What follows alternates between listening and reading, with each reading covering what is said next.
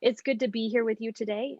Most of us have communicated several times. My name is Amber Johnson, and I'm the Chief Communications Officer here at the Center for Values-Driven Leadership at Benedictine. And we're delighted that you joined us here today. I'm going to start by giving us just a quick review of the software and the agenda and where we're headed, and then I'll turn it over to Jim to do some introductions and get us started. But by way of the software, I think by now we are all very well versed in Zoom. That is definitely something that has changed in the last few months. Everybody's a Zoom expert now. And it looks like you're all doing a great job of keeping yourself on mute, which really helps us control the conversation and make sure that we can hear the folks that are speaking. So thank you for that. It's up to you whether you have your camera on or not. We are recording this session, so if you don't want to be on the recording that goes on the website, you can go ahead and turn your camera off now, but that is up to you. And just because we have you on mute doesn't mean that you can't communicate with us. We would love to hear from you. We'll be asking questions, or we'll be answering your questions throughout the day, and especially starting about 12:25. So please go ahead and send your questions to us. You can send them directly to me. Select my name, Amber Johnson, from the chat box and send it to me, and then I'll kind of moderate the questions. And we'd love to hear from you. So we hope that you do take time to send us your questions. And now let me just tell you where we're headed. In a minute, Jim's going to give us some introductions to the folks on the call, and then we'll spend time talking about the program format, what you can expect. We'll talk about the curriculum, then we'll talk about some of the distinctive features of the program. And then we'll spend the bulk of our time, at least the last half an hour, in Q&A. We'll give our panelists, our current student Tania, some time to share her experiences, and then we'll spend most of the time answering your questions. So definitely be sending those questions our way. And we'll wrap up about 5 minutes to 1 by talking about the next steps. And if you want to get your application in, what that process looks like. So that's where we're headed today, and I'm glad you've joined us for it. Let me just introduce you to Jim Ludema, who will be guiding us through today's conversation. Jim is the director and co-founder of the Center for Values-Driven Leadership and a professor of global leadership here at Benedictine University. He's also a recognized expert in the topic of workplace culture. And so, he's a great professor for our scholar practitioners. Jim earned his PhD at Case Western Reserve University and has been teaching executive doctoral students at Benedictine for about 20 years. He's a leader in the study of appreciative inquiry, which is a leadership and organizational change method that sometimes we speak about during these sessions. You may hear a little more about it. And he's the author of the book, The Appreciative Inquiry Summit, which is sort of the definitive text on how to use this methodology. He's also one of the brightest minds and just genuinely kindest guys you're ever going to meet. So we're honored that he's on our team. And when he's not working, he spends his free time cycling and traveling and spending time with his 5 grandkids. And I do have to check, Jim, is it still 5 or is this the week it's gone to 6? Still 5, soon Still to be 5. 6.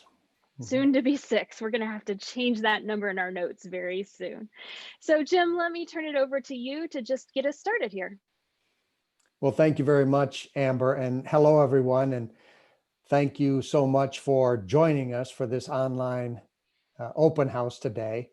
I want to start by introducing you to the other folks on this call who make up the Center for Values-Driven Leadership, and then introduce you to our other faculty members who are not on the call today. But first, I want to, today we are joined by one of our current students, Tania Davis. And Tania is the Chief Talent and Administrative Services Officer at the global firm HBR Consulting. And she is focused on the company's workforce, which of course in a consulting firm is by far its biggest asset. And Tania leads efforts to attract, develop, and retain talent, and also oversees legal and IT technology and security for the firm. Previously, Tania was the Chief People Officer for the e-commerce company Raise, and she's held other HR executive roles for various organizations in the aerospace and defense, healthcare, insurance, television, and software and technology industries, one of them being VP of Human Resources for Harpo Studios, Oprah Winfrey's firm. In her free time, Tania serves as a consultant to various welfare to work and job readiness programs. She completed her MBA at Loyola University Chicago and is currently a member of cohort 5 in our PhD program in values-driven leadership.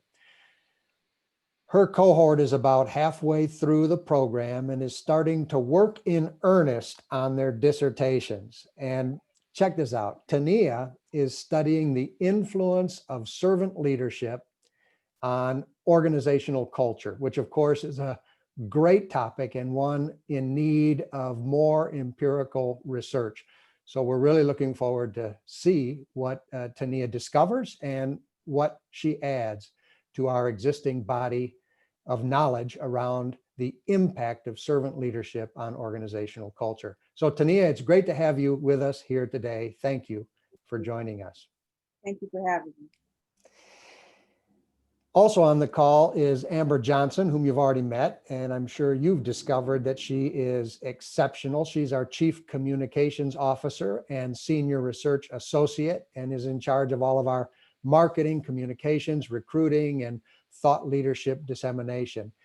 Amber is also a recent graduate of our PhD program, having successfully completed her dissertation in May. So I guess I should be calling you Dr. Johnson. Anyways, Amber's dissertation explored the success factors in leading global change projects. And it's a really exceptional piece of work. And Amber's already published a number of articles based on her dissertation and has more in the pipeline. And today, Amber will be sharing a little bit about the Center for Values-Driven Leadership, and then she'll moderate our Q&A session. So Amber, thanks for being here and thanks for everything you did to organize this event. Next, I want to introduce you to our faculty and some of our distinguished visiting scholars. As you can see on the slide, there are 3 core faculty members in addition to me, none of which are on the call today. They are Marie DiVirgilio, Gus Gustafson, and Mike Manning. Marie, Gus, Mike, and I, we set the curriculum and anchor each course in the program, chair students' dissertation committees, and provide support to our students throughout the program. Our distinguished visiting scholars teach alongside Marie, Gus, Mike, and me, and they provide our program a key competitive advantage over other programs. These are the top scholars from around the world who come to teach in their particular area of expertise. In most cases, they are the scholars who wrote the books and the articles that you're reading for class, and they spend the weekend with you exploring ideas. Featured here are 3 of the visiting scholars who won our students' award for Best Distinguished Visiting Scholar. Anjan Chakravarti of the University of Miami, who teaches philosophy of science. Inger Stensacker of the Norwegian School of Economics, who teaches qualitative research methods, and Kim Cameron, who is a legend in the field of positive organizational scholarship and a professor at the University of Michigan, who teaches in the course on moral and ethical foundations of leadership. You can find a complete list of the visiting scholars on our website if you're interested to see the others. And now let me turn it over to you, Amber, to tell a bit about the Center for Values-Driven Leadership. Thanks. So let me just say a few words about the center. As you can see there on the screen, our purpose is really to help values-driven leaders develop themselves and others so you can build flourishing companies and organizations, and then give you the ability to transform business and society in the way you want to do it. And for us, when we say values-driven leadership, we mean it's doing business the right way. It's being really clear and confident about your own core values, and then building values-based organizational cultures that let people flourish at every level. And when we say values, we mean things like honesty and integrity, care and compassion, inclusion, excellence, accountability, and meaning and purpose, and the overall goal of a contribution to the greater good. That's what we mean by values. So we really want to change the way business is done. We want to do that by studying values-driven companies and by telling their stories and by developing their leaders. And practically speaking, this kind of happens in 3 primary ways: through our research, through our education, and through our work with in what we call practice. On the research side, as faculty and staff and students, we have a lot of different research projects going, and most of them are focused in some way on the link between culture and values and performance, much like that topic that Tania is interested in looking at about, the intersection of servant leadership and culture and how that impacts a team. To give you a couple of other examples, one of my cohort members, David Barnett, is focusing his research on how values are transmitted in intergenerational family businesses and how that impacts performance. Two of my other classmates, Angie and Selwa, looked at best practices for building inclusive organizations and how active strategies for inclusion drive superior results. And personally, as Jim said, I really focused on global change and what we can do to make sure that global change is successful in our organizations when we have to work across different countries and boundaries and legislations and environments and time zones and languages and so on and on and on. So you can see that we come from a variety of different perspectives, but all in this space of values-driven leadership. On the education side, of course, we have the PhD DBA program, which you're here to hear about today. We also have a master's program in values-driven leadership that right now is available to go inside companies to teach a cohort with inside that company. And then we offer a lot of customized degree and non-degree executive education programming to organizations that need leadership development for their teams. And in terms of practices, then we continue to offer consulting services to help organizations drive the change and develop their people in the way that they want to. And we also offer a few senior executive roundtables each year, which are exceptional learning experiences. And we open the doors to our campus when we're able to do so and invite 100 or so leaders from the business community to come spend a Friday afternoon with us, hearing from a global thought leader around some aspect of values-driven leadership, like emotional intelligence or leading change or leading teams or working with millennials or building positive organizational cultures. And we have other practice opportunities as well, and you'll hear about one of them at the end of today's session. So with that, Jim, let me turn it back over to you. Sounds good, Amber. I'd like now to sort of drill into the doctoral program. And as you may know, we began the program in 2011, and we're currently recruiting for our 6th cohort of students. And here on the slide, you see many of our graduates and current students, and we're incredibly proud of the work that they do. They are executives changing the way business is done, some in large corporations like Ford or Boeing or Allstate or HBR Consulting, some as founders and CEOs of small to mid-sized firms like Phoenix Boats, Inspira Health, Blue Trail Software. Some of them are commanders, colonels, generals in the US Armed Forces. And some of them are senior leaders in nonprofits and higher education like Girl Scouts of the USA and Valparaiso University. And it's these values-driven leaders who were instrumental in helping us receive recognition as the #1 PhD program in leadership from HR.com in 2017 and 2018.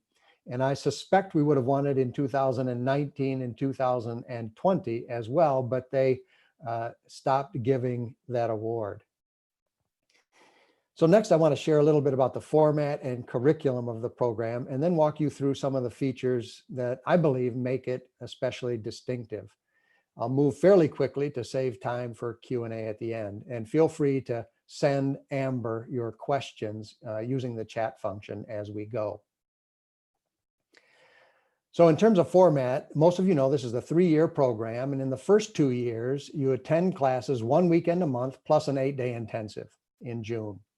And this format allows students to fly in from across the country and around the world to attend class. Then in the 3rd year, you don't need to come to campus. You work on with your dissertation committee to conduct original research about a topic of your choice, and you just correspond by Zoom or email or whatever works best.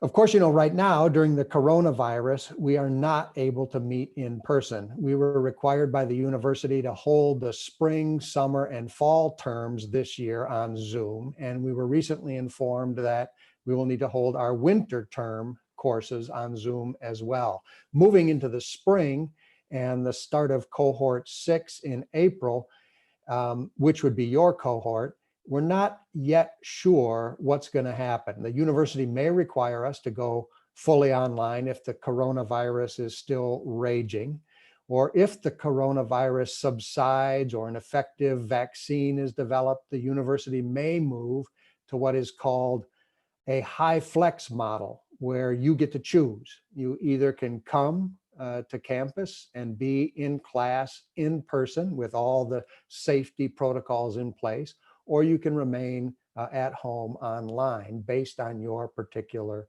situation. And then we as faculty need to design the courses to be able to accommodate students in both options, who choose both options.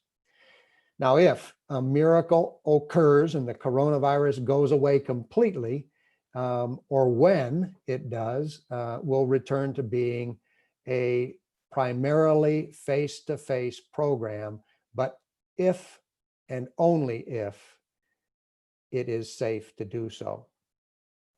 And just a word about why we like face-to-face. We prefer it, and our students tell us they prefer it because so much of the richness of the program comes from the relationships that get built in the cohort and the incredible classroom conversations that happen as students from across the country come together with our faculty and the distinguished visiting scholars to engage in really deep, rich, and spirited dialogue around the theory and practice of leadership. We've gotten pretty good at doing, creating a similar environment on Zoom. It's not quite the same, of course, as being there face to face and really being able to dig as deep into some of the ideas.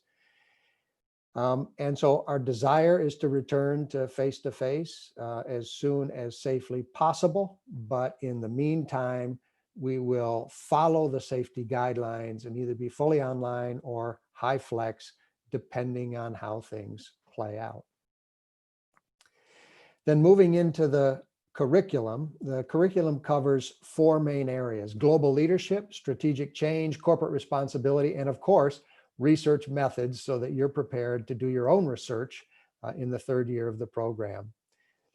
And we look at each of these topics through the lens of what it means to lead yourself, to lead others, to lead the organization, and then to lead in society.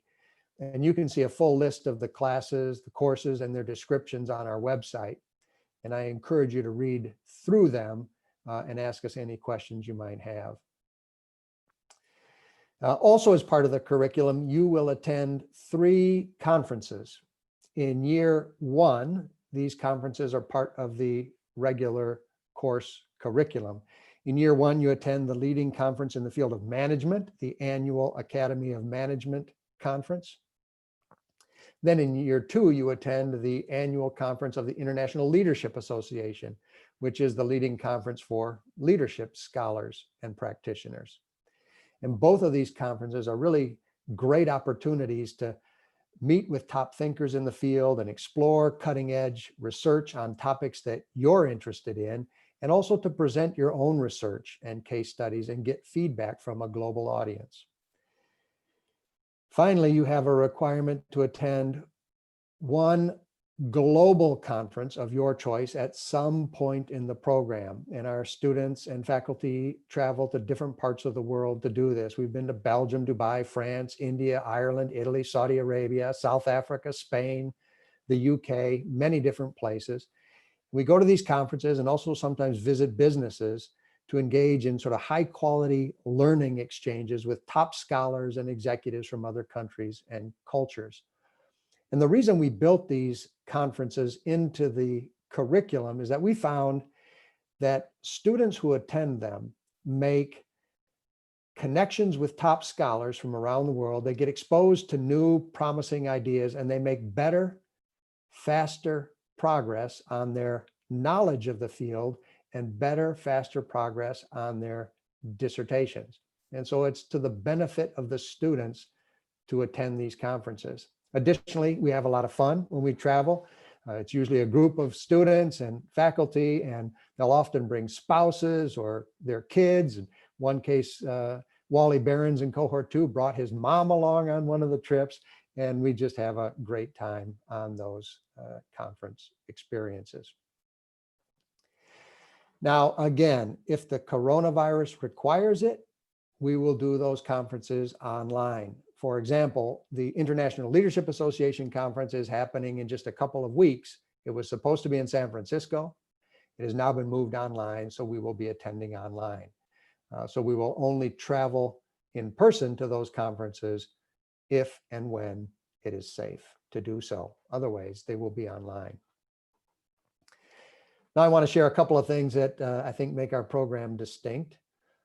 First, the program is for senior leaders like Tania who want to change the world through business. This is based on the idea that business is currently the most powerful institution on the planet and the institution with the greatest potential to influence positive change. And so we're looking for people who share this conviction and want to be part of a learning community that will help them advance their life and advance their careers in this direction, all from a values-driven perspective.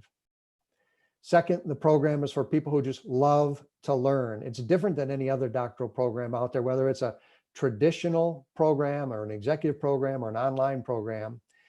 Ours is designed to help you grow as a leader and as a scholar and also as a person. And we found that the students who really thrive in our program are those who open themselves to the world of ideas and who sort of jump in with both feet and explore as many theories and models and perspectives and experiences as possible, and then engage in sort of deep, meaningful learning with others.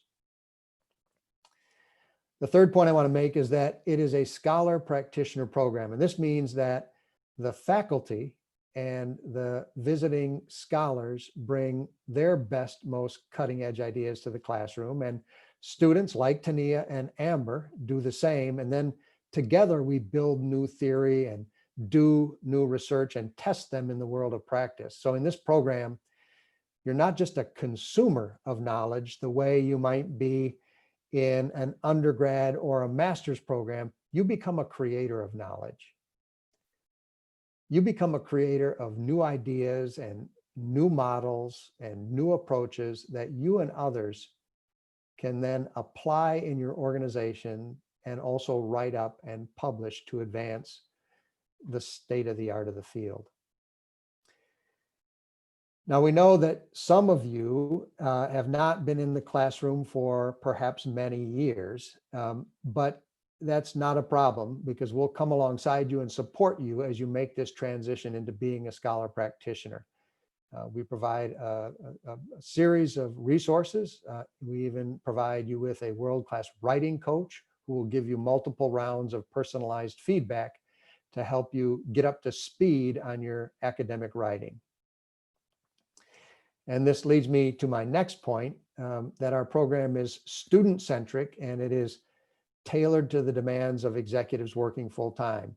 It's designed to be completed in 3 years compared to 5 to 7 years for most doctoral programs. And we've already discussed the format a bit that allows you to be in class on the weekend and still put in a full week of work. You can select one of 2 tracks in the program, either a more research-focused PhD track or a more practice-oriented DBA track. And all of the coursework in the program is scheduled to help you make progress towards your dissertation beginning day 1. And you can pretty much focus your dissertation on any topic you wish within the fields of leadership, strategic change, and corporate responsibility, broadly defined. We try to give you a very high level of support from faculty, from staff, from alumni, and from fellow students, because once you're in the program, we are fully committed to your success.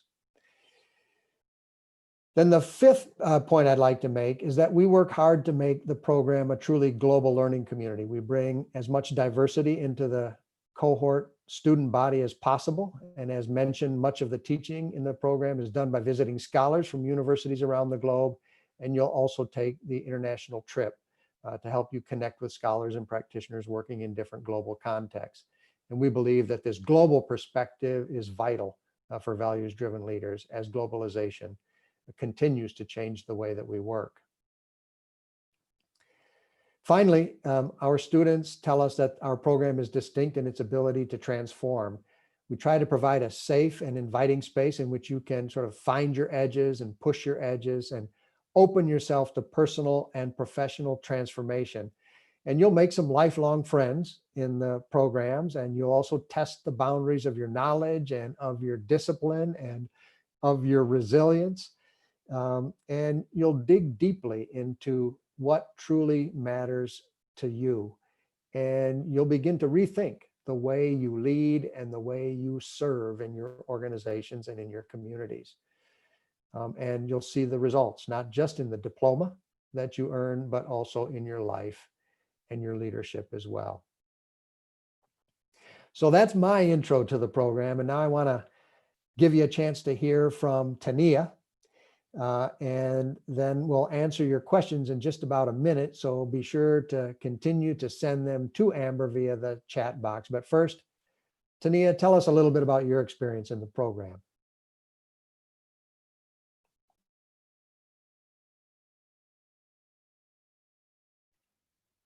Tania, you're on mute.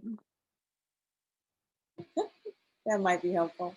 Well, time does fly. I can't believe we're halfway through the program. And what I've enjoyed, Jim mentioned the conferences. I was totally blown away by the rigor of the conference. And there's just this conversion of folks from all over. And you're in different pockets of sessions, and you're picking ideas and testing ideas and exchanging information. And I still keep in contact with a handful of the folks that I met there.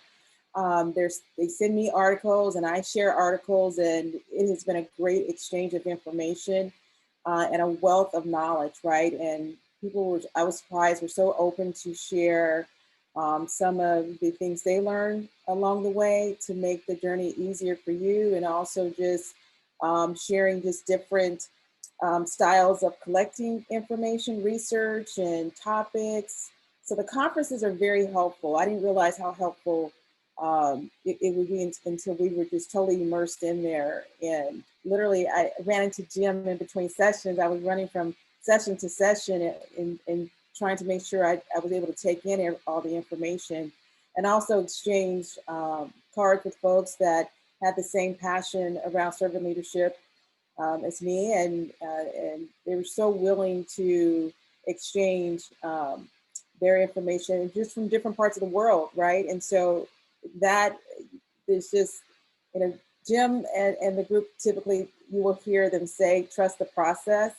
It is definitely trust the process. And everything kind of came together when I was at the conference, because I was hearing so many different perspectives that aligned with what Jim and company were expressing to our cohort and trusting the process. And every step, Jim is correct, you're guided every step of the way. And it might feel a little awkward, and you might question, well, why are we doing this versus that? And what about this? And you might have a lot of questions, and that's good.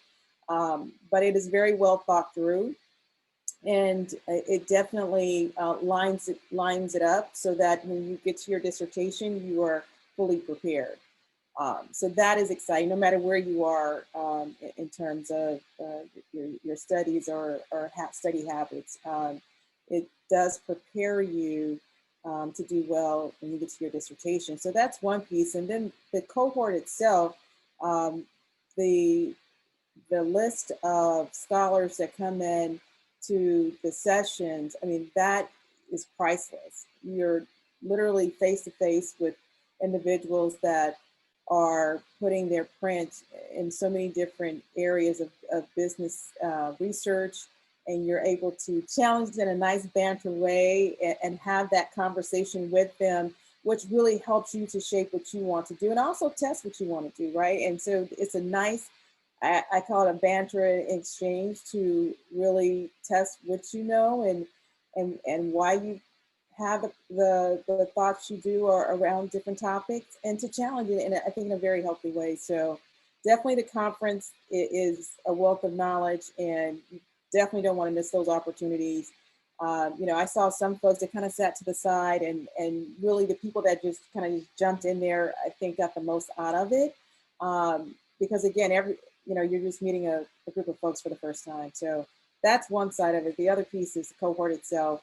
The traveling scholars, it's just priceless, and you're able to have face-to-face conversations with them, and also, you know, share some of the things you're thinking about. They give you feedback, and that's priceless. And then of course the cohort itself, as Jim was mentioning, the spectrum of skills, backgrounds, and experiences. I've been able to draw from my cohort members different things, and share, especially around this time, what people are doing, and kind of test. And then also partner. I've partnered with a couple of members in my cohort on some projects in my company, and that has also been exciting as well. So you're able to use it real time, and that's exciting too. Terrific. Thank you, Tania. And Amber, now I'll turn it over to you for our Q&A session. Absolutely. We've started receiving some questions, so we'll get started with those, but we have time for more. So please select my name from that chat box and send it to me, and then I can moderate the questions between Jim and Tania here. And Jim, we're going to start first with just by asking you to explain the difference between the PhD and the DBA a little more. You mentioned it just briefly. What does it look like in practical terms, that difference? Yeah, so I think I said that the PhD is a more scholarly degree, and the DBA is a more practice-oriented degree. And we wanted to make both of those tracks available based on what a student prefers.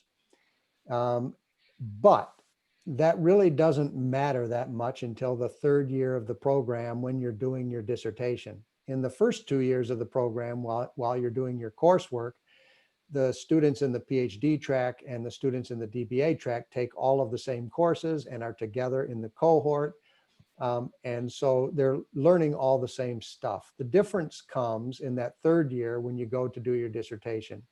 And if you're in the PhD track, then you need to use conventional research methods, qualitative methods, quantitative methods, or mixed methods to do some original research in an attempt to contribute to the literature, to contribute to the body of knowledge in the field, and potentially go on to publish. If you're in the DBA track, you don't have to use the conventional research methods. What we ask you to do is some kind of major project in your organization or in your community. It could be a leadership development initiative. It could be an organizational change initiative, whatever the case may be.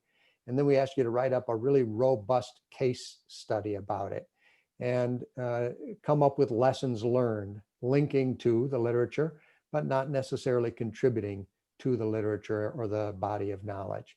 So one is a more scholarly oriented degree, and one is a more practice oriented degree, but it doesn't really kick in until the third year of the program when you're doing the dissertation.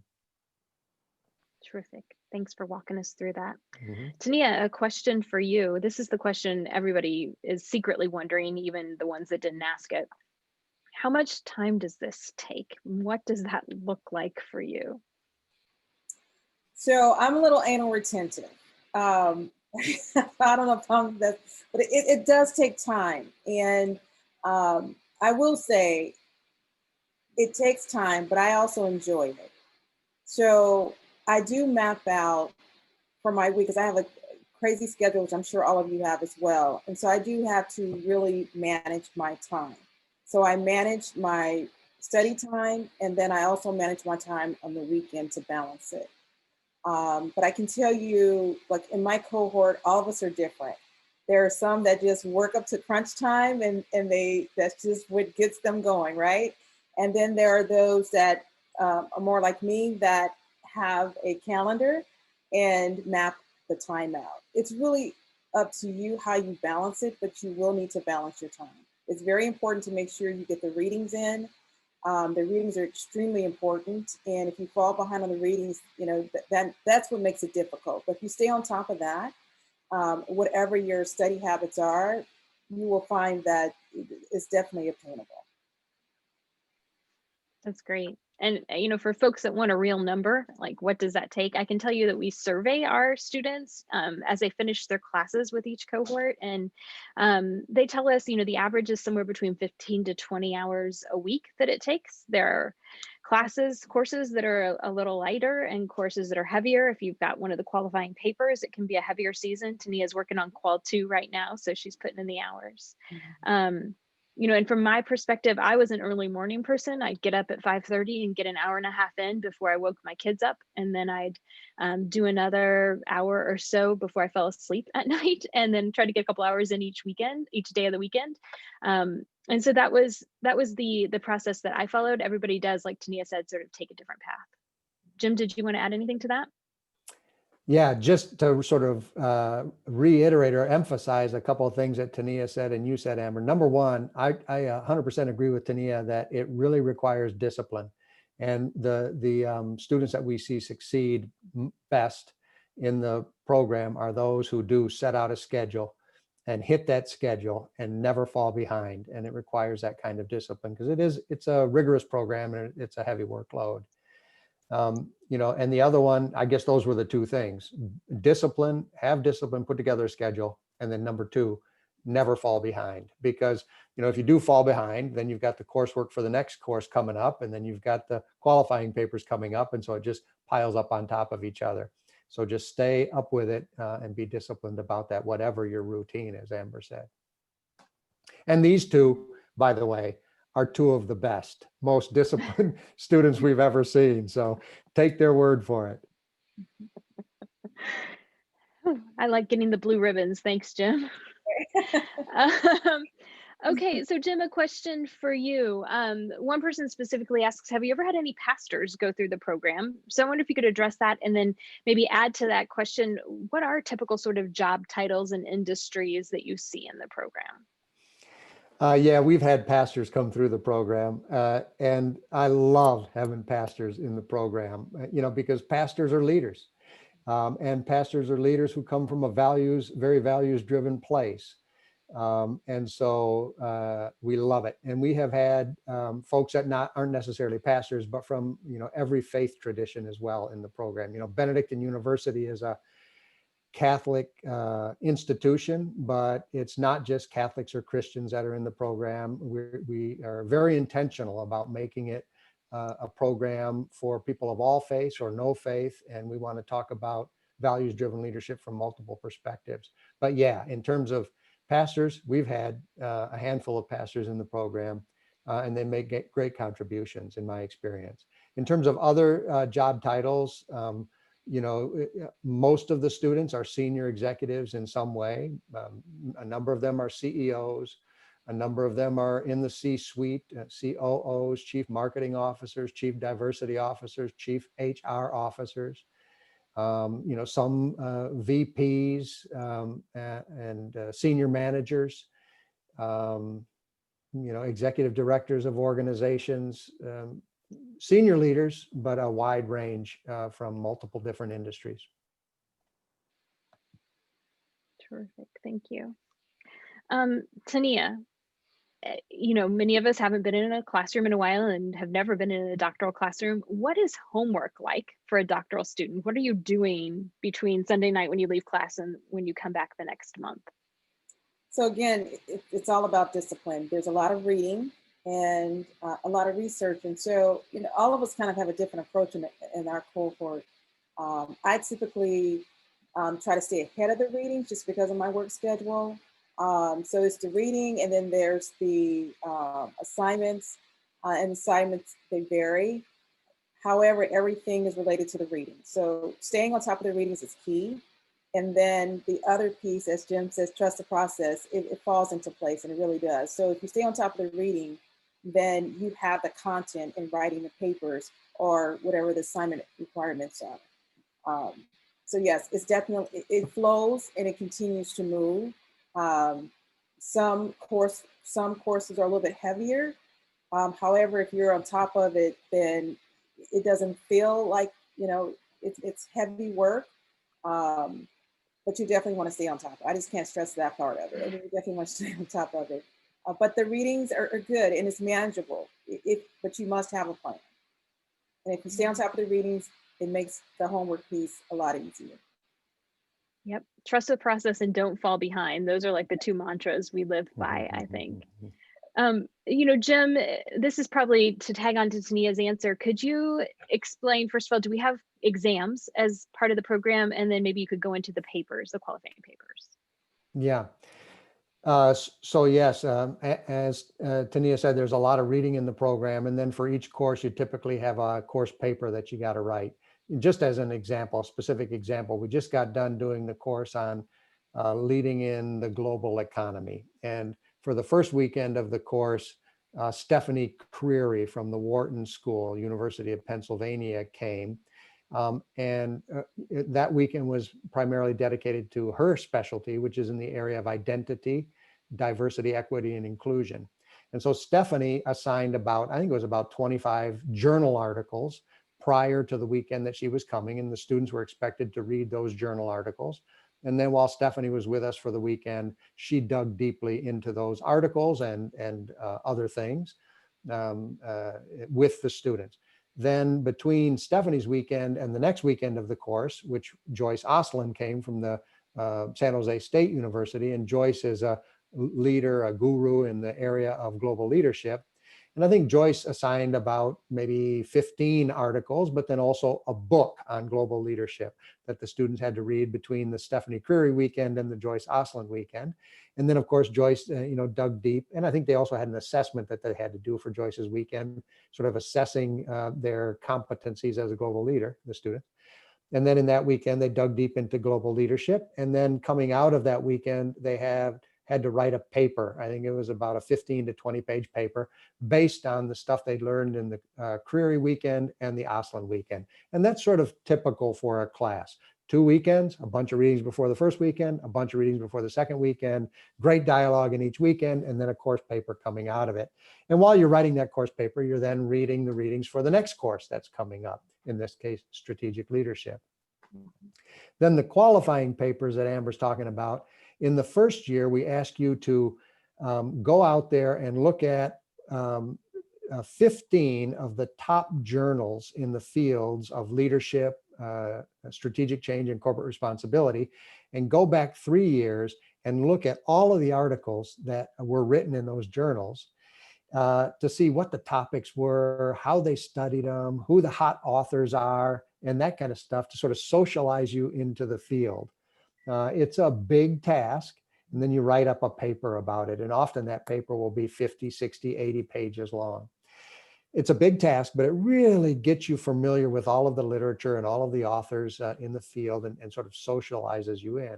Then in the second year, we have the second qualifying paper, which we call the Qual 2, where you do a deep dive into a topic of interest to you, probably your dissertation topic. So for example, I'm sure that Tania is working on her Qual 2 right now and is doing a deep dive into servant leadership and a deep dive into organizational culture, because that's what her dissertation is going to be about. So those papers are in addition to the regular coursework in those first 2 years. Great. Thank you for explaining that. And Jim, Amber, can I add something quickly? Of course. Also, what's really key as well in staying organized is using and maximizing the right tools. That was one of the first things that I did, and I'm so happy that I listened. And everyone is different. Some people like Teams, some people like Evernote, whatever that might be. But really see what tools are out there and put your right tools in place. Because you want to capture your citations, you want to capture and have a list as you are reading all these articles, what you might have an interest in, right? And how you track that and how you keep, a log. You want to keep track of all these different things that you will encounter along the way. So whatever tools you are most comfortable with, or if you're not familiar with different tools, make sure you research that so that you have all of your information organized. Absolutely. That was literally the next question on the list, Oh. Tania. So you had like ESP about that. And the person was specifically asking about collaboration tools. And I would also add, we use D2L, it's Desire to Learn is the long name of it, as our learning management system. So that's kind of the storage space for all of your articles and how you turn in your assignments. And then we use Zoom a lot for student meetings and for class right now as well. So just add those.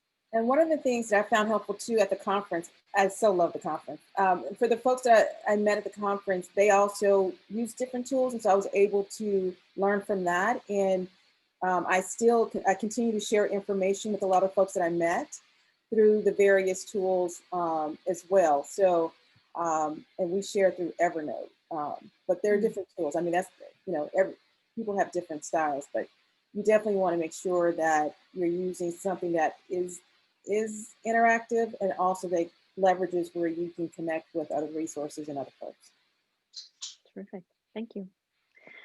Jim, we have a question about the application process. And as folks may know, there are 2 letters of recommendation required, one that's a professional reference and one that's an academic reference. Can you say what we're looking for in that academic reference and then what to do if it's maybe been a while since you've been in a formal classroom?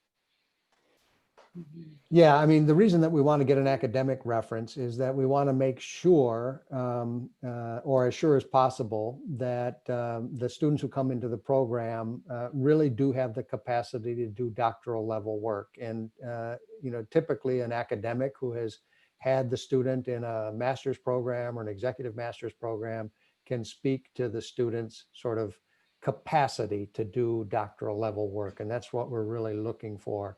From that academic reference, in addition to, a character reference and the quality of the work that the student did in the program in which that academic reference taught.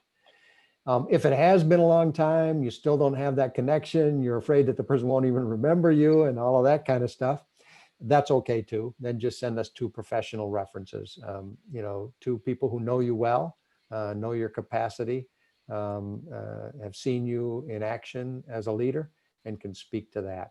We prefer to have 1 academic and 1 professional, but if you can't get the academic one, don't worry about that. Just send 2 professional. Terrific. Thank you. We have a question on funding, so I'll just field that one really fast. The person asks, what is the funding model for the program? How do most people pay for it? And it's a great question, one that we frequently get.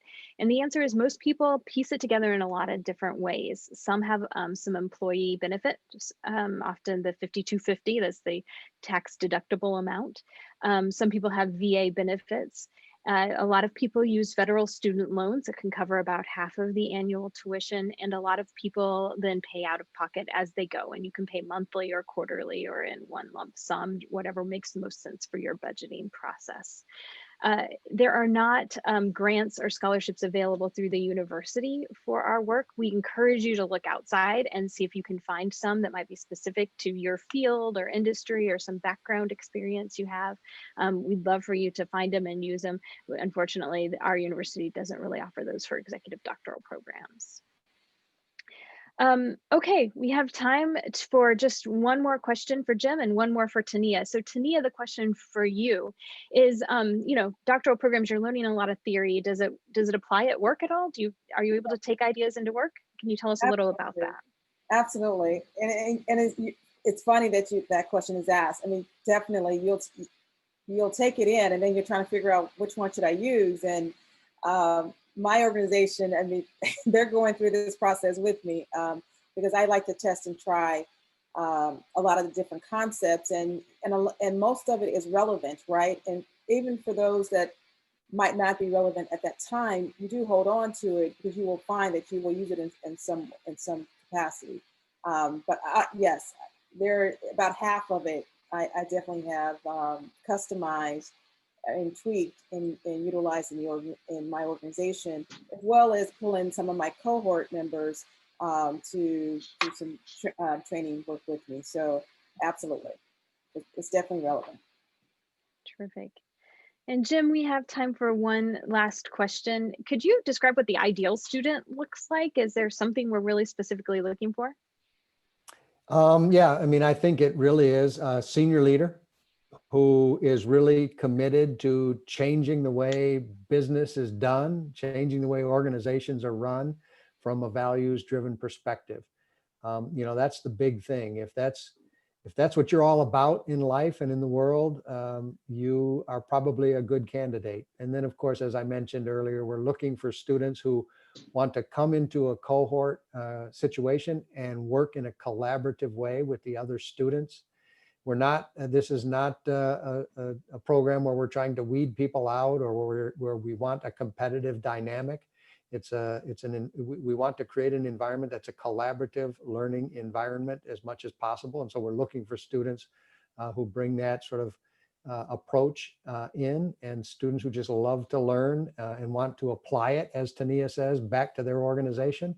And then also, learn deeply from the best research and the best theory out there so that they can think deeper and lead better because of that.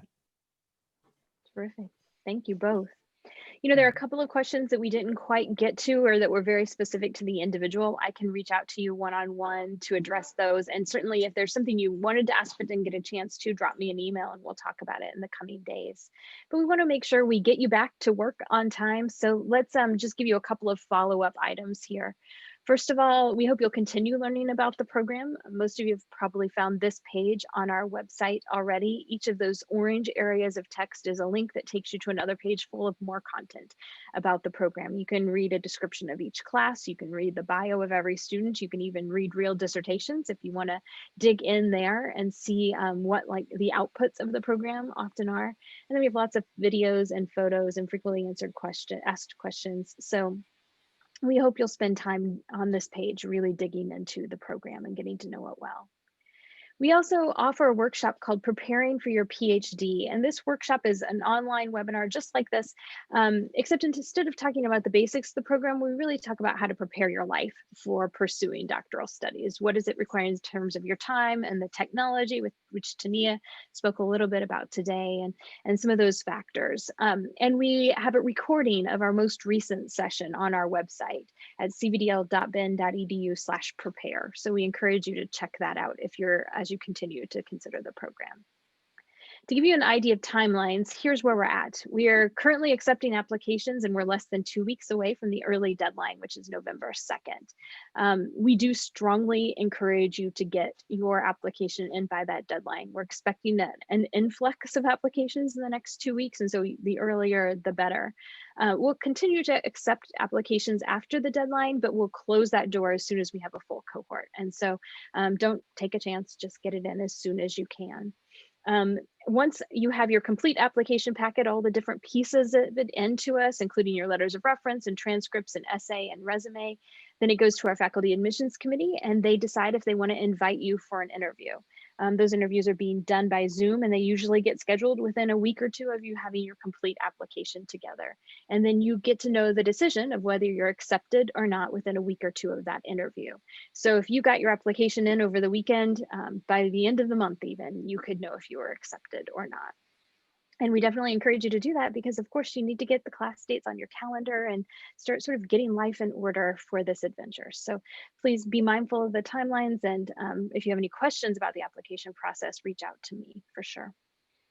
I mentioned at the top of the session that we would tell you about one more opportunity to sort of engage in thinking at a different level, and that is our ongoing executive education series. We offer one free exec ed session a month via Zoom, usually Thursdays at noon, this same time block. And the 2 upcoming sessions, November 12 is Leading in the Age of Disruption with Dr. Mary Ulbein from Texas Christian University. She is the world's leading thinker on what complexity leadership requires of us. And so no one better to talk to us than Mary right now when we're living in this really disruptive and complex season. So definitely join us for that if you can. And then in December, we'll be working with Dr. Salwa Rahim Dillard, who's one of the graduates of our program, to talk about practice practical strategies for advancing diversity, equity, and inclusion in your organization. Very tangible things that you can do.